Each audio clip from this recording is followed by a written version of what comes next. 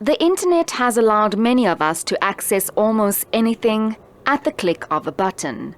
Daily errands can now be done online, such as shopping, banking, and even traveling. The internet has also offered a wealth of online activities and experiences to enjoy remotely. But the web is also a breeding ground for predators, online hackers, and cyberbullies.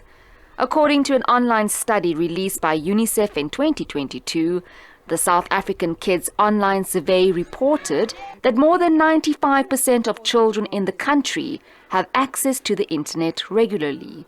Findings also showed that 70% of children surveyed use the internet without parental consent.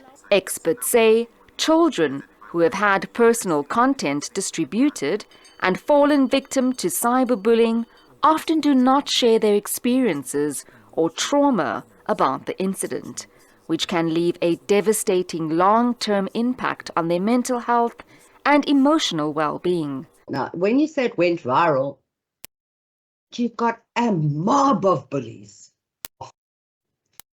Just the friends in the class that you're embarrassed about, you know. It's like it's a mob of bullies that extends all over the world if you happen to have that really bad situation. Imagine now what that does to a kid. You know, I can understand the suicide rates, and like I think here we have to have very open communication in children's and parents. And when you're dealing with younger children, there are a lot of mechanisms that the platforms have put in place to protect kids. They really do try. So make sure you use those. There's filters, there's blocking, there's age restrictions, etc., specifically for small children. Some parents say navigating the online space with their children has been daunting. Now I have grandchildren and they're still relatively young, under 10, but have seen already the dangers of it. If they get hold of a tablet where the parents have discovered suddenly, you know, we've got to manage that they can't connect when they're around these devices if it's not managed, because before you know it, you find they've gone down a hole and say, oh, I found a friend in Cape Town. Phone when you were 13? Yeah, she got a phone when she was 13. But yes, it was a thing that, you know, her friends went through. And, you know, you saw mums trying to sort it out. You know, once it was on the platform, it stayed there. It was such a difficult thing for them to, you know, to deal with, because it was there and everybody had seen it. And yeah, I think I just kept a close eye on her and, you know, listened.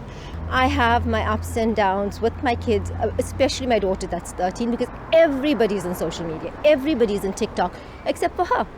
And my bottom line is, I love you too much to do this to you.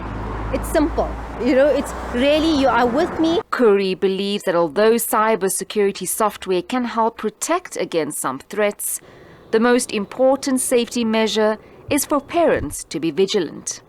When using social media as a whole, you know, once you get into your teens, you can't say no. You can't. And it's not whether you're a cool parent or not a cool parent. Like, it's just the way the world works.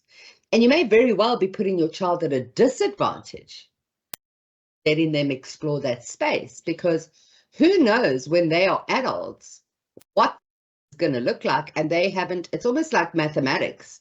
If you miss one class on fractions, you won't know how to do the whole of mathematics. So if you miss how TikTok's algorithms work in, who knows what the impact is going to be in 5 years' time. Also expressed concerns about the dangers of the web. Some say they are also hooked. Many agree that they simply cannot do without it. The newer generation, we can see it already. They're developing in a different way. We kind of having to adjust to it. But it's a big thing at the moment with the whole cyberbullying and people finding themselves in predicaments and certain situations where, you know, it's very uncomfortable because you can't really run away from social media at the moment. Twitter is like the platform for cyberbullying, like especially with celebrities, with beef, drama. So yeah. I use the internet for various reasons, like I buy things online. It's made life much more easier. For me, it's been mostly positive. I haven't had too much negative effects from it. Yeah, I enjoy the internet. South Africa's Cybercrimes Act recognizes cybercrime as a criminal offence under South African law.